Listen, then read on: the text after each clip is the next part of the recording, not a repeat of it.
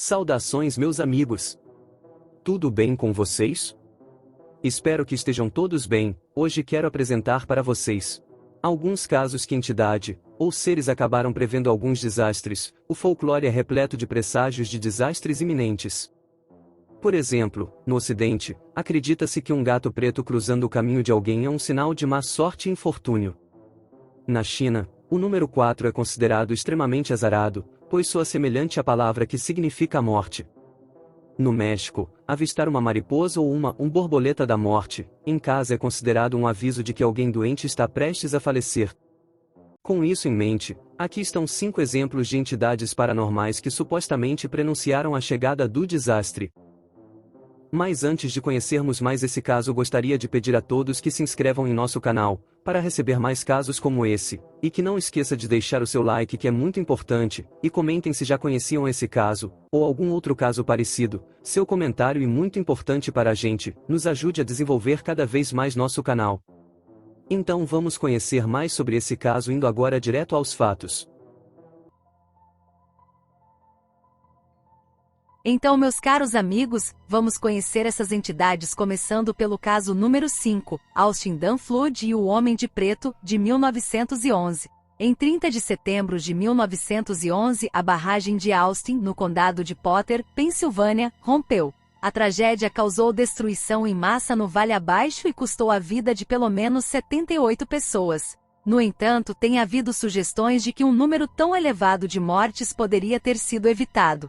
A solução estava em uma figura misteriosa que espreitava o pátio ferroviário da cidade meses antes do desastre de setembro. Este fantasma foi descrito um ano depois no jornal local. O jornal afirmou que foi na época desta pequena enchente que os cidadãos de Austin tiveram outro susto. Circularam rumores pela cidade de que um fantasma havia aparecido nos dias anteriores, aparentemente agindo como um presságio da enchente que se aproximava. Na ferrovia e dentro e fora dos vagões eram os lugares onde o fantasma assombrava e assustava os ferroviários com suas ações estranhas e assustadoras. Era um homem fantasma muito alto, vestido de preto, que aparecia e desaparecia misteriosamente e sem perguntas, pois quem o via não se importava em fazer perguntas ou seus negócios.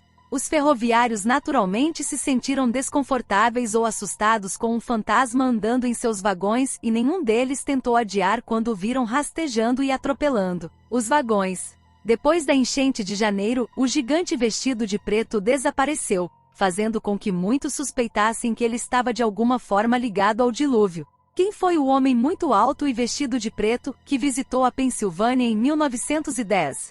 Ele era um espírito dos mortos, lá para alertar os outros para que não tivessem o mesmo destino que ele? Ou seria ele alguma outra entidade paranormal, com um conhecimento não natural do desastre que se aproximava? Vamos conhecer agora o caso número 4, o Nain Rouge de Detroit. Diz que em Detroit existe uma criatura que pressagia infortúnio. Este arauto da desgraça é conhecido como Nain Rouge, a anã vermelha. Um livro publicado em 1883 descreveu a criatura como sendo muito vermelha no rosto, com olhos brilhantes, bem como uma boca sorridente exibindo dentes afiados e pontiagudos. Embora existam várias histórias de origem do Nain Rouge, a mais comumente contada remonta a 1701, quando Antoine de La Motte Cadillac fundou Detroit. Segundo a história, o francês foi avisado por uma cartomante para ter mais cuidado com o seu dinheiro e, quando chegasse a hora, apaziguar o Nain Rouge, ou enfrentaria a ruína. Algum tempo depois, enquanto voltava para casa depois de uma celebração do 1º de maio com sua esposa, Cadillac encontrou o anão predito.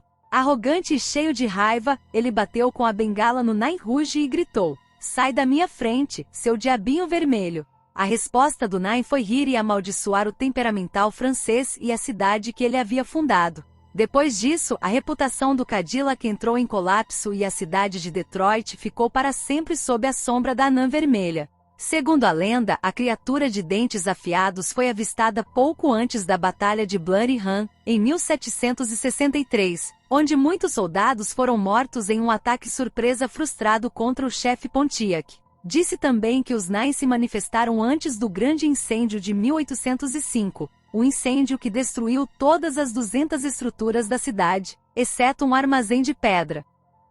Caso número 3, o holandês voador. Existe uma antiga lenda marítima que conta a história de um navio fantasma, que se diz estar amaldiçoado a navegar pelos mares para sempre, para nunca mais chegar ao porto. Um presságio de destruição, que prenuncia o desastre para todos e quaisquer que o vejam. Este navio lendário é chamado de Flying Dutchman. A referência impressa mais antiga conhecida ao navio fantasma pode ser encontrada em viagens em várias partes da Europa, Ásia e África, publicada em 1790 por John Macdonald. As referências literárias ao famoso navio continuaram ao longo do final de 1700 e nos séculos 19 e 20.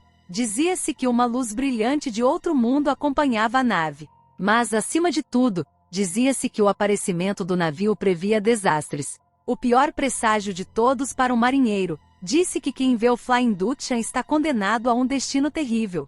Em 11 de julho de 1881, às 4 horas, na costa da Austrália, o príncipe George de Gales, o futuro rei George V do Reino Unido, relatou ter encontrado o navio. Além do príncipe, 13 tripulantes a bordo do HMS Inconstant testemunharam ter testemunhado uma estranha luz vermelha saindo da escuridão antes do amanhecer. O diário de bordo do príncipe descrevia como um grande navio de repente apareceu na proa de bom bordo, onde também o oficial de quarto da ponte o viu claramente. Depois que passou, nenhum sinal de qualquer navio material foi visto perto ou imediatamente no horizonte, a noite estava clara e o mar calmo. Mais tarde naquele dia, às 10h45, o marinheiro que primeiro relatou Flying Dutchman caiu do mastro dianteiro e morreu. Como em todos os casos relatados, avistar o Flying Dutchman prenunciava uma catástrofe.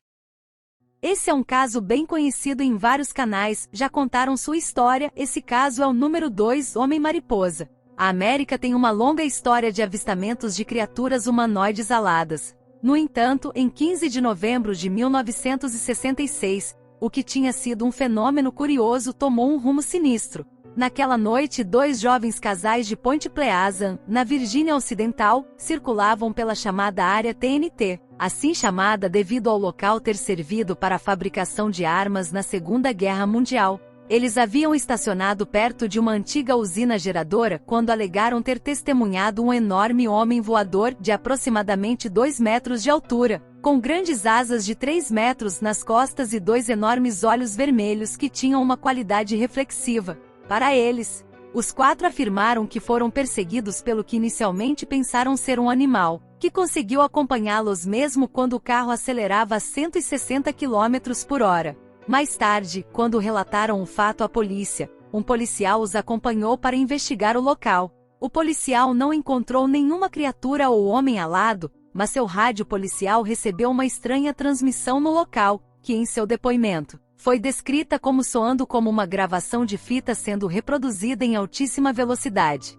Na manhã seguinte, a polícia retransmitiu o incidente aos jornais, que por sua vez apelidaram a criatura de Homem-Mariposa. 3 dias após esses avistamentos, 8 pessoas relataram várias criaturas semelhantes. Durante o ano seguinte, esse número cresceu para centenas, com relatos locais afirmando que o Homem-Mariposa ocasionalmente gritava enquanto voava no alto. Um repórter local afirmou ter recebido mais de 500 telefonemas relacionados ao Mothman entre 1966 e dezembro de 1967. Em particular, muitas testemunhas atestaram ter visto o Mothman na Silver Bridge, que ligava Point Pleasant ao estado de Ohio. Relatados em dezembro de 1967, os avistamentos duraram muitos dias. Ninguém sabia por que escolher aquele local específico, mas quando a ponte desabou, poucos dias depois, em 15 de dezembro, o Homem-Mariposa foi declarado um presságio da morte dos 46 que haviam morrido no acidente. Escrevendo em 1975, John Kell descreve entrevistar mais de 100 testemunhas do Homem-Mariposa. Muitas dessas pessoas contaram que tiveram pesadelos vívidos, bem como estranhas perturbações telefônicas que levaram ao colapso da ponte. Uma pessoa que sofria de pesadelos terríveis era a Sra. Thomas. Ela descreveu a Kell como, em seu pesadelo, havia muitas pessoas se afogando no rio e pacotes de Natal flutuavam por toda parte na água. Os avistamentos do Mothman diminuíram bastante após o desastre. Isso apenas consolidou a crença de que a estranha criatura alada estava de alguma forma ligada à tragédia.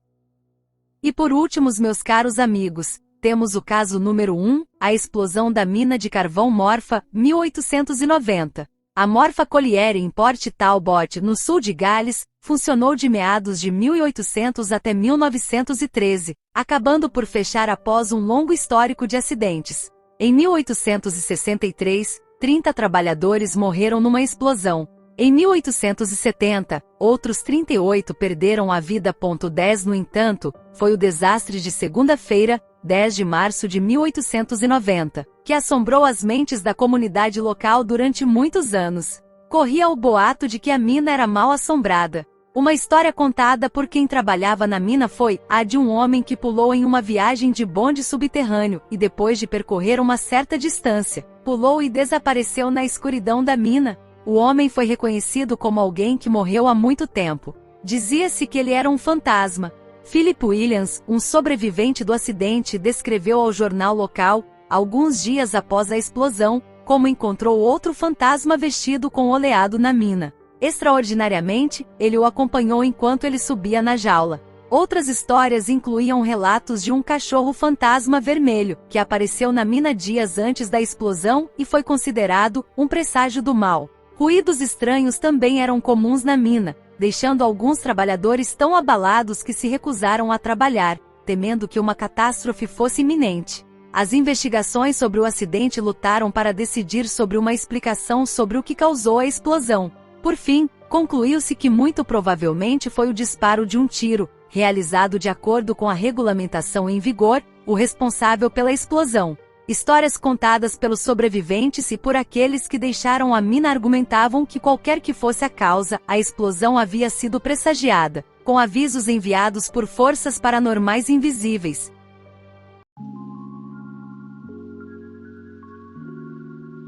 Eu agradeço a sua atenção e o interesse pelo vídeo, e convido você a deixar um comentário sobre o que achou. Nosso canal é dedicado a investigar casos sobrenaturais e mistérios sem solução, com rigor e seriedade.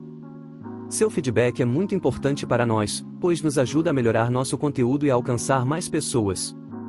Se você ainda não é inscrito no canal, aproveite para se inscrever e ativar as notificações, assim você não perde nenhuma novidade. Se você gostou do vídeo, por favor, deixe um like e compartilhe com seus amigos que também se interessam por esses temas. Um forte abraço a todos, cuidem-se e até a próxima.